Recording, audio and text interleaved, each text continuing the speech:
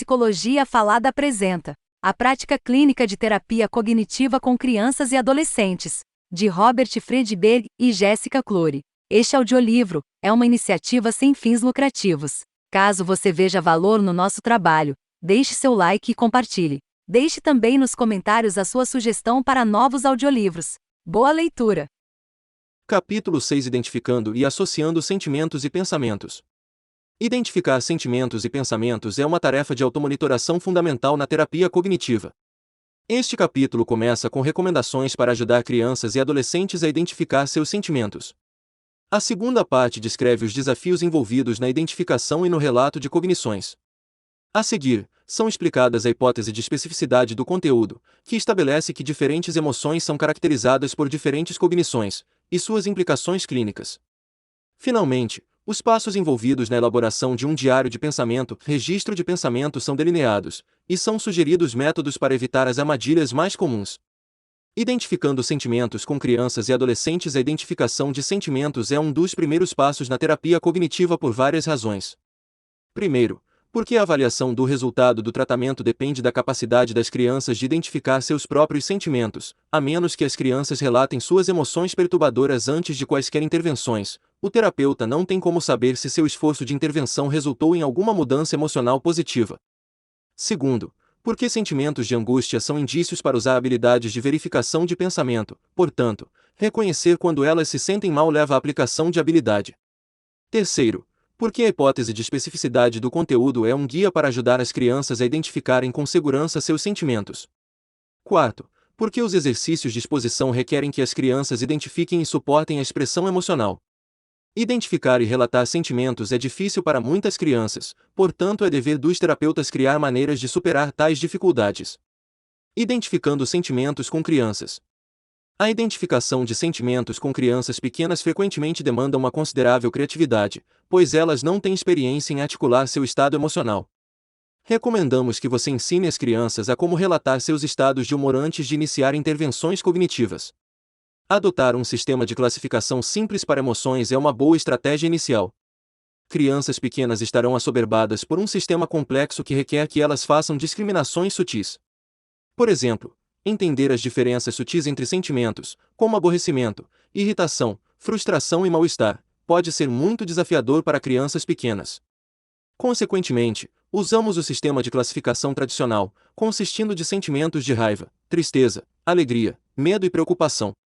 Um instrumento útil é um mapa de rostos de sentimento. O mapa oferece figuras que representam várias expressões faciais e inclui rótulos nomeando a emoção apropriada de cada figura. Embora esses mapas sejam úteis para muitas crianças, eles têm limitações. Primeiro, crianças pequenas podem ser esmagadas pelo número de rostos de sentimento para escolher. Segundo, as palavras usadas para descrever os sentimentos tendem a ser mais sofisticadas do que as que a criança de 9 anos de idade poderia empregar. Eis, arrasado. Terceiro, dependendo da versão do mapa de rostos de sentimento utilizada, ele pode não ser sensível à cultura em que a criança está inserida. A solução foi desenvolver nossos próprios mapas. Na verdade, encorajamos as crianças a fazerem seus mapas. Elas desenham rostos em branco, escolhem a cor da pele e as características faciais e oferecem rótulos para os sentimentos, como ilustrado na figura 6.1. Normalmente, isso é um quebra-gelo útil para as crianças, que são convidadas a desenhar 3 ou 4 rostos e escrever rótulos abaixo deles. Mapas de laminados permitem mais flexibilidade. As crianças podem escrever neles com canetas à base de água, apagar e refazer o que julgarem necessário. Um procedimento desenvolvido no Programa de Prevenção de Ansiedade e Depressão no Jovem oferece outra variação dessa tarefa. Nessa alternativa, as crianças desenham seu sentimento em uma figura do personagem, um ratinho chamado Pandy, e então escrevem o título do sentimento no desenho. Desenhar o rosto de sentimento em Pandy parece permitir que as crianças identifiquem-se com o ratinho, ao mesmo tempo em que oferece um distanciamento suficiente para facilitar a expressão emocional. Empregar figuras de uma revista é uma terceira variação. Damos às crianças revistas velhas e pedimos que recortem figuras de pessoas que estão experimentando diferentes sentimentos. As crianças colam as figuras em cartolina ou sem outro papel estruturado e escrevem a palavra de sentimento apropriada sob cada figura. Criar um mapa de rostos de sentimento individualizado tem diversas vantagens. Primeiro, olhando revistas, as crianças são capazes de recortar figuras de pessoas que provavelmente são modelos para elas. Segundo, há uma possibilidade de as crianças selecionarem as figuras que mais lembram elas mesmas. Dessa forma, a tarefa torna-se culturalmente responsiva e pode representar circunstâncias da vida real. Terceiro, a expressão emocional torna-se mais normalizada através deste processo. Se as crianças escolhem figuras de pessoas que admiram mostrando várias emoções, o ato de identificar sentimentos torna-se menos ameaçador.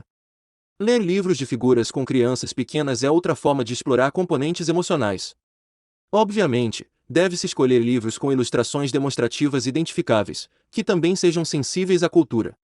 Por exemplo, a série Amazing Grace retrata maravilhosamente as lutas de uma menina afro-americana habilidosa. The Honest Thing to Say, de Bill Cosby, também é uma escolha interessante.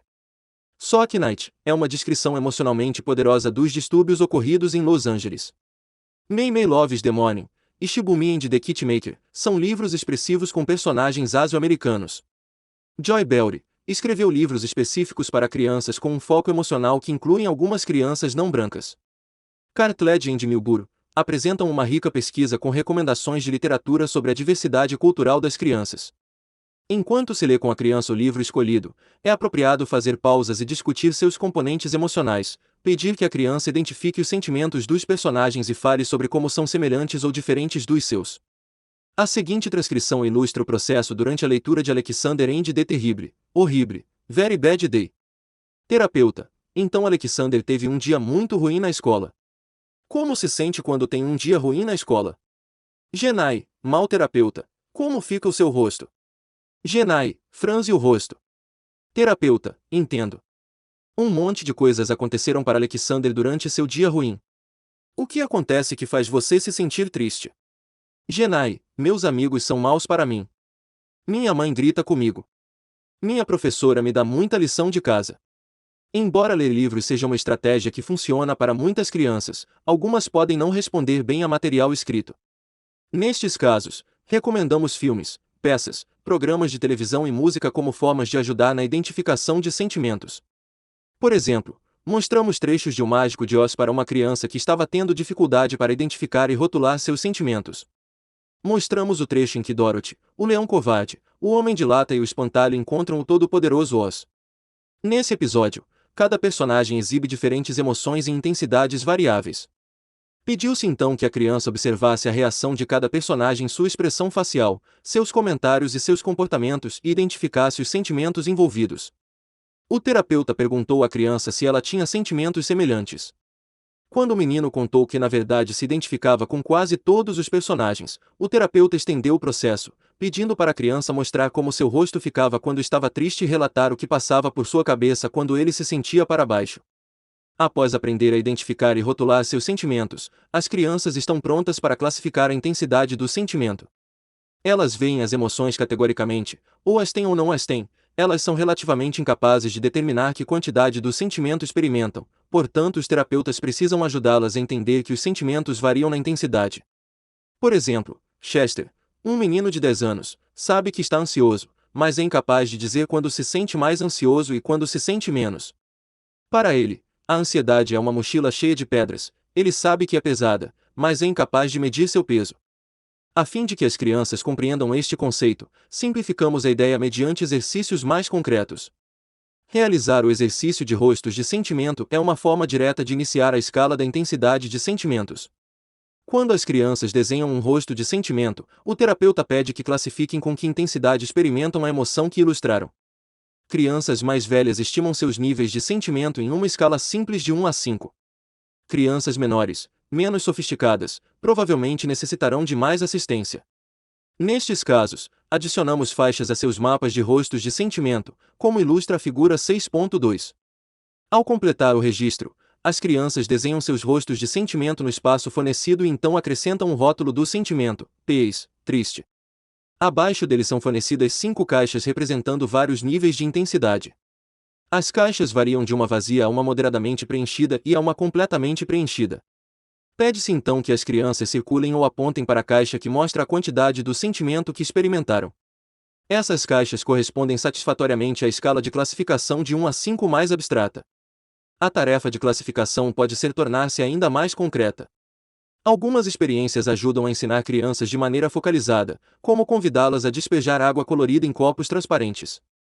Pede-se que deixem um copo vazio e encham os outros com 1/4 de água, com metade de água, com 3/4 de água e um totalmente cheio. É possível facilitar este processo marcando os diferentes níveis nos copos com uma caneta preta, e variar a atividade, usando, em vez de líquido, contas, bolas de gude, conchas ou qualquer objeto divertido que possa encher um copo. Pede-se então que a criança aponte para o copo que mostra o quanto ela Pede-se então que a criança aponte para o copo que mostra o quanto elas sentem o sentimento. Os termômetros de sentimento, ou barômetros de sentimento, são instrumentos amplamente usados para ajudar crianças a identificar a intensidade emocional, pois a maioria delas sabe o que um termômetro faz. Além disso, ele se presta a metáforas úteis. Por exemplo, após uma criança ter completado o termômetro de sentimento, o terapeuta poderia dizer: "Mostrei-me onde sua raiva alcança o ponto máximo." Um sinal de tráfego de sentimento é outra forma de registrar a intensidade emocional. Como o termômetro de sentimento, o sinal de tráfego de sentimento ajuda a classificar a intensidade emocional e fornece uma fonte para metáforas acessíveis. Por exemplo, experimentar sentimentos em uma intensidade alta pode contribuir para a paralisia comportamental e cognitiva das crianças. Na verdade, elas chegam ao sinal vermelho e são paradas no próprio lugar. Reconhecer que esses sentimentos fortes podem fazê-las parar, assim como um sinal vermelho interrompe o tráfego, pode facilitar o entendimento das crianças em relação ao papel que as emoções desempenham em suas vidas. Associar sentimentos a sensações físicas é ainda outra forma de ajudar crianças a identificar seus sentimentos. Em geral, elas são conscientes de suas sensações corporais somáticas, consequentemente, as reações fisiológicas representam pontos de apoio viáveis para elas. Perguntar à criança como você sente seu corpo quando cria uma base para a expressão emocional. É importante ligar um referencial comportamental concreto à pergunta: "Pês, como você sente seu corpo quando ouve sua mãe e seu pai gritando um com o outro?" Ligar o sentimento a uma sensação física dá às crianças um referencial concreto para seus sentimentos. A seguinte transcrição ilustra o processo de associar sentimentos a sensações físicas. Terapeuta: quando sua professora dá um teste de ortografia, como sente seu corpo? Carly: todo apertado. Terapeuta: que outras mudanças você percebe sobre o estado em que seu corpo fica? Carly: o meu estômago fica embrulhado e a minha cabeça fica estourando. Terapeuta: se seu estômago tivesse voz, como diria que está se sentindo? Carly: doente, como se eu fosse vomitar. Terapeuta: e quanto à sua cabeça? O que a voz dela diria? Carly: eu estou cansada, parece que estou resfriada. Terapeuta: então parece que testes de ortografia fazem você se sentir doente. Você pode desenhar uma figura de seu estômago e colocar um rosto nele. Carly: desenha a figura. Terapeuta: que tipo de rosto seu estômago tem? Carly: um rosto preocupado, eu acho. Nesta troca, o terapeuta fez perguntas específicas a Carly, ligadas a referenciais concretos. Quando sua professora dá um teste de ortografia, como sente seu corpo? Além disso, ajudou a criança a expressar o sentimento encerrado na sensação física. Se seu estômago tivesse voz, como diria que estava se sentindo? O terapeuta encorajou Carly a especificar ainda mais seus sentimentos de uma maneira concreta, convidando-a a desenhar uma figura de seu estômago doente. Neste exemplo, Carly tirou proveito de perguntas abertas. Algumas crianças podem necessitar de mais orientação, por isso damos a elas múltiplas escolhas. Você está se sentindo com raiva, triste, com medo ou preocupado? Além disso, se a criança não responder verbalmente, desenhamos rostos simples, felizes, tristes, preocupados e irritados, e lhe pedimos para apontar para a figura de seu sentimento. Identificando sentimentos com adolescentes.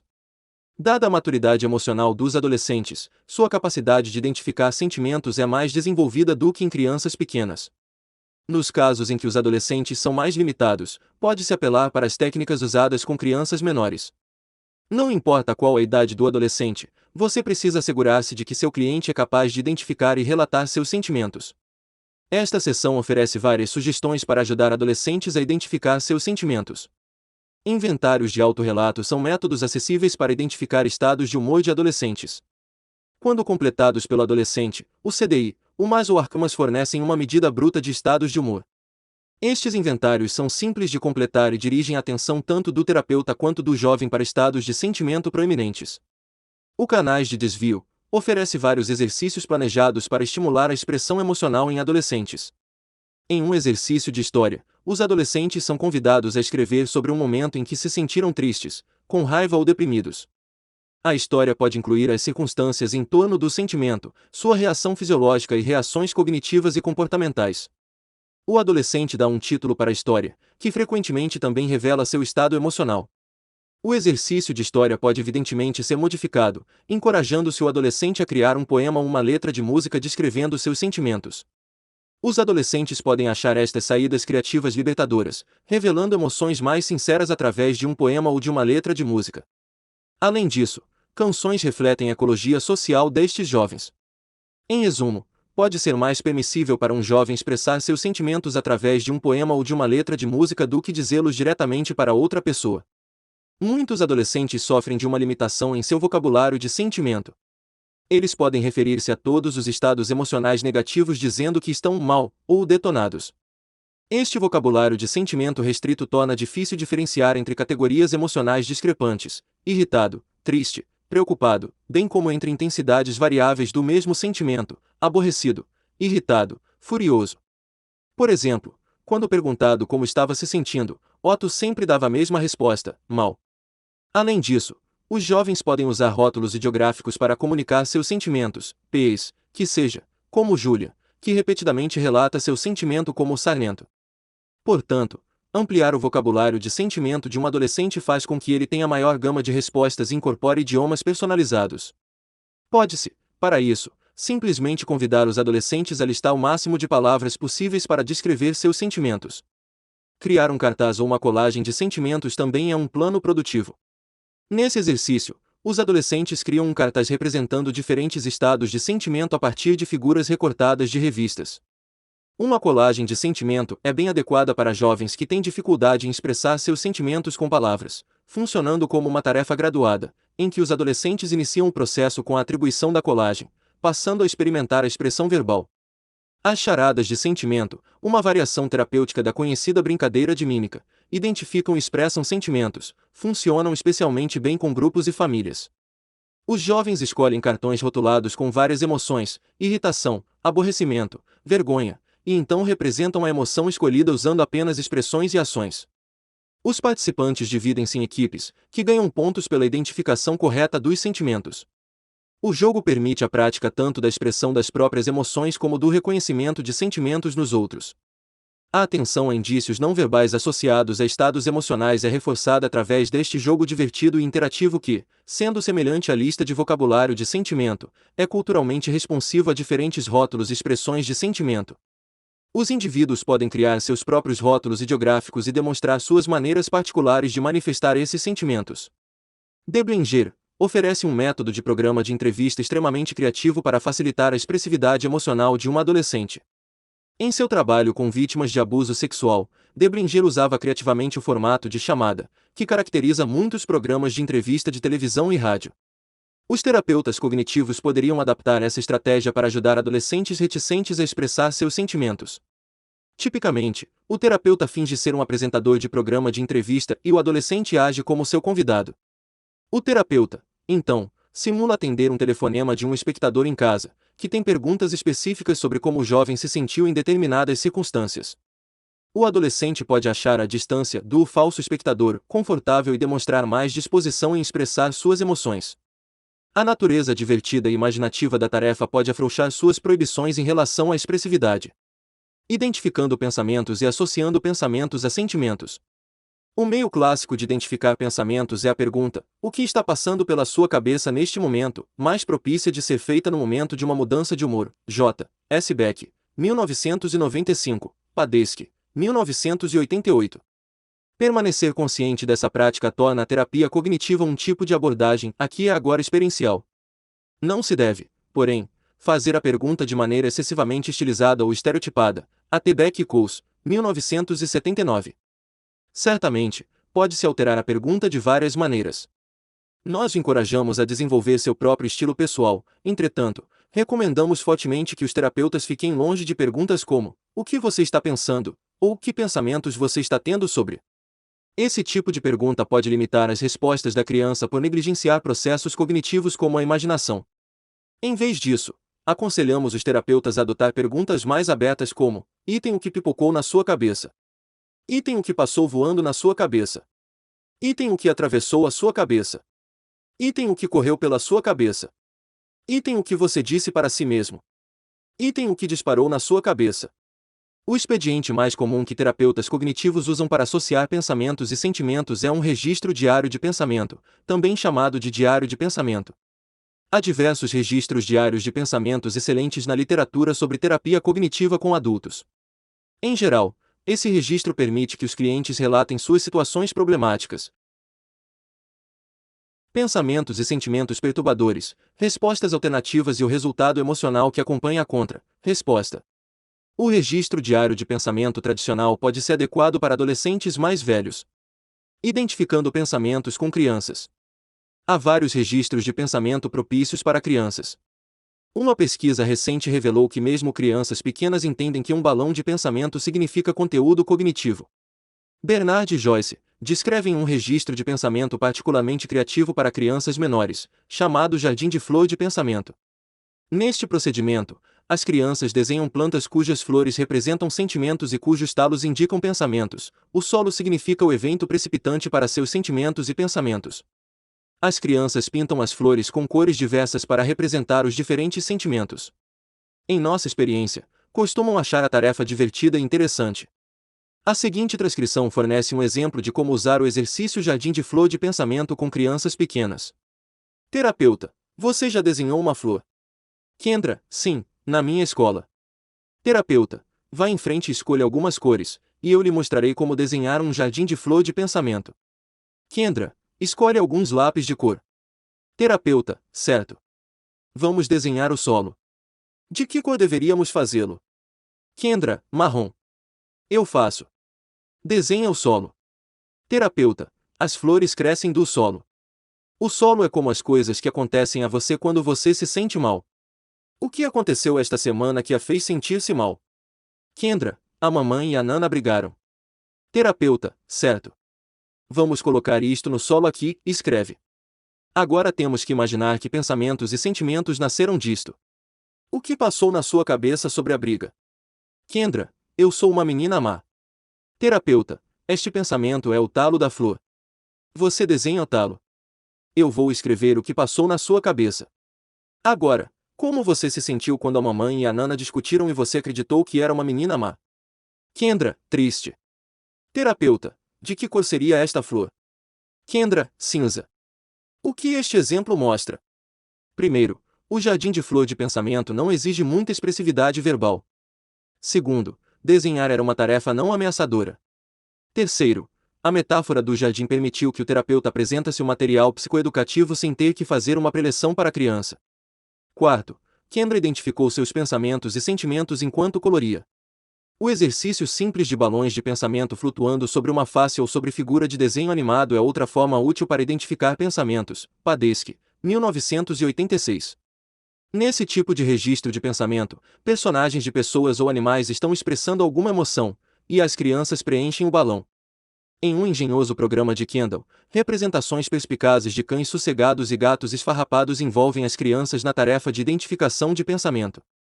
Friedberg e colaboradores utilizam a figura de um camundongo para identificar o sentimento, um ícone de sinal de tráfego para variar a intensidade do sentimento e um balão em branco para captar pensamentos e sentimentos. Figuras de desenho animado e ilustrações podem fazer a terapia parecer menos um trabalho. Crianças mais velhas podem não necessitar de ilustrações, de desenho animado para prestar atenção. Um rosto em branco com um balão acima da cabeça pode ser suficiente. A figura 6.3 ilustra a versão mais básica desta prática. A criança desenha o rosto do sentimento, indica o rótulo e a força da emoção, indica o pensamento no balão e registra o evento associado com pensamentos e sentimentos penosos. A seguinte transcrição ilustra o processo. Terapeuta: você realmente compartilhou uma parte muito importante de você mesma. Vejamos se juntos podemos vislumbrar seus pensamentos e sentimentos associados a ela. O que lhe parece? Shawn: tudo bem, eu acho. Se você acha que pode ajudar. Terapeuta: vamos registrar isso. Primeiro, escreva o que aconteceu que o perturbou. Shawn: faz uma pausa, e as lágrimas correm. Meu pai me chamou de derrotado preguiçoso. Ele disse que eu era uma vergonha para o nome da família. Terapeuta: isso realmente dói. Quando ele disse aquilo, como você se sentiu? Shawn: chora. Como se eu fosse um nada. Eu nunca vou ser alguma coisa. Ele me odeia. Terapeuta, essas são coisas realmente dolorosas para passar na sua cabeça. Vamos colocá-las no balão de pensamento, certo? Shawn, certo. Escreve no balão.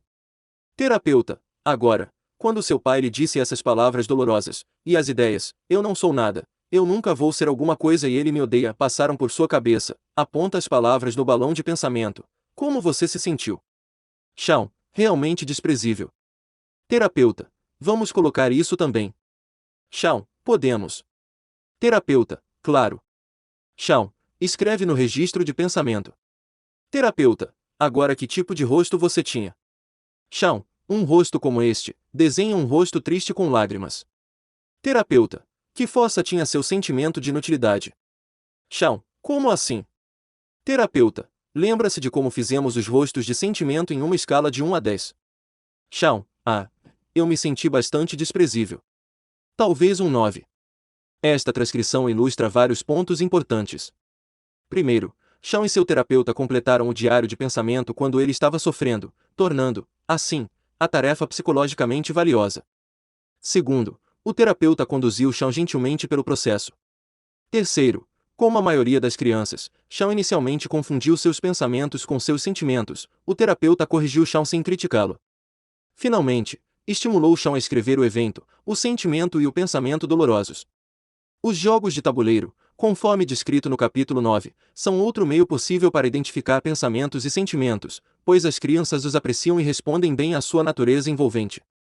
Berg, 1986, 1989, 1990, 1990b, 1990c, criou uma série de jogos de tabuleiro cognitivo-comportamentais bastante úteis.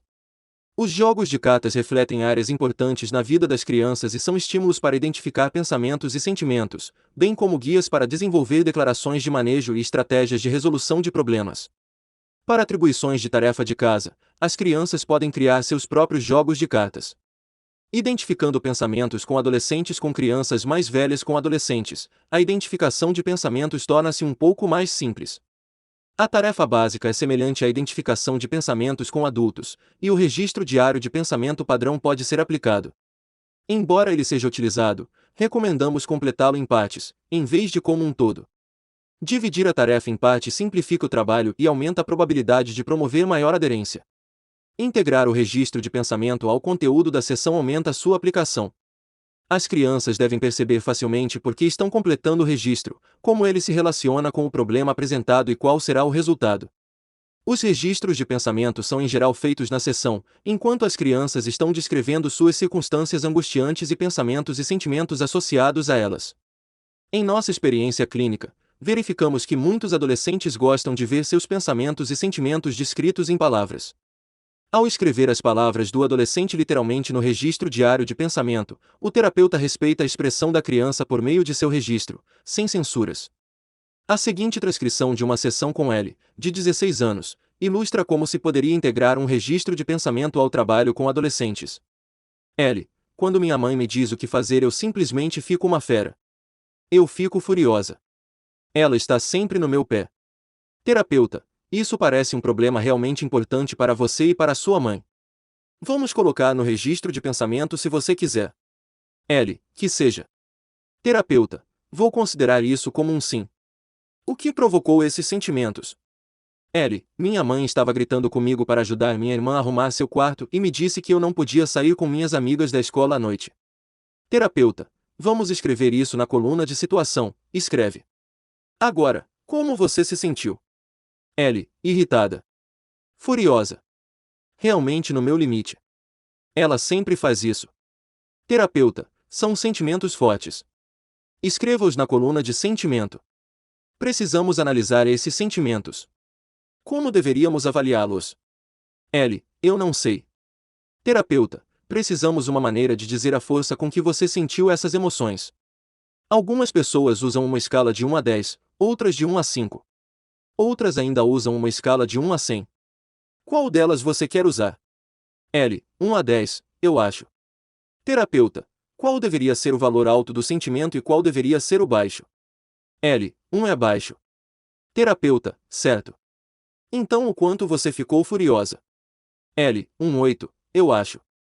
Terapeuta. Então, bastante furiosa. O que lhe fez ficar 8? L. Eu estava ficando vermelha. Estava gritando e xingando. Estava no meu limite. Eu bati a porta do quarto. Terapeuta. O que passou na sua cabeça? L. Minha mãe é injusta. Ela é uma cadela. Mal posso esperar para me mudar quando tiver idade suficiente. Terapeuta. Bom. Vamos escrever isso na coluna de pensamento. O que o diálogo ilustra? Primeiro, o terapeuta conduziu L no processo de maneira sistemática com material emocionalmente potente. Segundo, usou a linguagem da adolescente de maneira literal enquanto completava o registro de pensamento. Terceiro, assegurou que o sentimento, fúria, fosse graduado em intensidade. Os fragmentos de sentença incompleta também podem ajudar adolescentes a captar seus pensamentos em situações específicas. Os fragmentos de sentença incompleta são uma variação do registro diário de pensamento, requerendo apenas que o adolescente preencha os espaços em branco. As sentenças incompletas são apresentadas como uma tarefa graduada, em que, inicialmente, o terapeuta e o adolescente identificam a situação e o sentimento problemáticos. Então, o adolescente completa com seu pensamento. Deve-se colaborar com o adolescente em relação às raízes específicas dos eventos e dos sentimentos, para que a tarefa torne-se individualizada. Alguns exemplos de sentenças incompletas para um adolescente que fica irritado com imposição de limites são os seguintes: quando minha professora me diz para chegar na aula no horário, fico com raiva e X passa pela minha cabeça. Quando meus pais me dizem a que horas voltar, fico furioso, A e Y. Quando meu irmão mexe nas minhas coisas, fico irritado, A e X passa pela minha cabeça. As sentenças incompletas permitem considerável flexibilidade e criatividade. Os fragmentos poderiam ser construídos para tocar as áreas de tensão na vida dos adolescentes. À medida que o adolescente se familiariza com a tarefa, o terapeuta pode usar sentenças incompletas que incluem mais espaços em branco para se completar. Por exemplo, uma forma mais complexa da técnica de sentença incompleta pode ser a seguinte: quando minha mãe e meu pai X, eu me sinto Y e Z passa pela minha cabeça. Como você pode ver, este fragmento de sentença incompleta lembra as 3 primeiras colunas do registro diário de pensamento. Consequentemente, o procedimento de sentença incompleta é uma forma graduada do registro diário de pensamento, o qual poderia ser acionado a seguir, como próximo passo terapêutico. Usando a hipótese de especificidade do conteúdo para orientar a identificação de pensamentos e sentimentos. Podemos usar a hipótese de especificidade do conteúdo para determinar se foi evocada a cognição mais significativa da criança. Por exemplo, os seguintes registros de pensamento ilustram como os terapeutas e as crianças podem deixar passar pensamentos significativos. Em cada um dos exemplos, o pensamento relatado é desligado das correntes emocionais e reflete cognições periféricas. Exemplo de registro de pensamento: um evento, a mãe estava doente no hospital. Sentimento, preocupado. 9. Pensamento, sinto falta dela. Exemplo de registro de pensamento: 2. Evento, tirou 79 na prova de matemática. Sentimento, triste. 8. Pensamento, eu não me saí bem. Exemplo de registro de pensamento: 3. Evento, não foi convidado para uma festa. Sentimento, triste. 8. Pensamento, ia ser divertido. No primeiro registro, o pensamento, sinto falta dela, está ligado à situação, mas não combina com a intensidade emocional. Ficamos pensando quanto a saudade da mãe está relacionada com um alto nível de preocupação. Por exemplo, qual é o perigo ou ameaça de sentir saudade da mãe? Qual é o perigo de a mãe estar no hospital? O pensamento não é impreciso ou distorcido, antes, reflete a realidade. Portanto, uma pressuposição razoável pode ser de que um pensamento mais significativo está por trás deste relato intranquilamente realista, mais equilibrado. O exemplo de registro de pensamento 4 ilustra como o registro de pensamento poderia ficar após o processamento adicional. Exemplo de registro de pensamento 4. Evento, a mãe estava doente no hospital. Sentimento, preocupado. 9. Pensamento, eu não vou ser capaz de lidar com a escola sozinho. As coisas vão me esmagar. No exemplo de registro de pensamento 2, eu não me saí bem, é uma cognição superficial que tem pensamentos mais aflitivos por trás. O terapeuta poderia dirigir seu questionamento para identificar possíveis visões autocríticas da criança. O que tirar 79 na prova e não se sair bem diz sobre você? Visões negativas sobre os outros. O que você imagina que os outros pensarão de você agora? E ou visões pessimistas do futuro. Como você espera que essa nota o afete? O exemplo de registro de pensamento 5 mostra o novo registro de pensamento. Exemplo de registro de pensamento 5 evento, tirar 79 na prova. Sentimento, triste, 8, pensamento, eu sou um idiota e minha professora não vai mais gostar de mim. No exemplo de registro de pensamento 3, pouco insight se obtém da importância psicológica de não ter sido convidado para a festa e ou de perder a diversão. Usando a hipótese de especificidade do conteúdo, se poderia fazer perguntas como as seguintes: o que perder a diversão significaria para você? Como é não ser convidado para uma festa que você quer ir? O que significa não ser convidado? Como você acha que os outros o verão se souberem que não foi convidado? Após um processamento mais profundo, o exemplo de registro de pensamento 6 ilustra um diário de pensamento mais significativo. Exemplo de registro de pensamento 6 evento, não foi convidado para uma festa. Sentimento, triste, 8, pensamento, eu sou a criança mais impopular da escola. Evitando confusão entre pensamentos e sentimentos. Ensinamos às crianças e às suas famílias uma forma direta e simplista de diferenciar pensamentos de sentimentos. Friedberg e Coase, 1992. Primeiro, dizemos que os pensamentos são as coisas que passam por suas cabeças e que geralmente tomam a forma de sentenças ou frases. P.s. alguma coisa ruim vai me acontecer. Então, dizemos que os sentimentos são suas emoções e geralmente podem ser comunicadas em uma palavra. P.s. apavorado. Os pensamentos representam julgamentos, avaliações, conclusões ou explicações subjetivos. P.s. eu sou incompetente. Sentir-se triste, irritado, frustrado, confuso, etc. são descrições bastante objetivas, rótulos simples, descritivos, que representam o relato da criança de seu estado de sentimento. Visto que sentimentos são descrições objetivas, eles não deveriam ser desafiados, testados ou questionados na terapia cognitiva.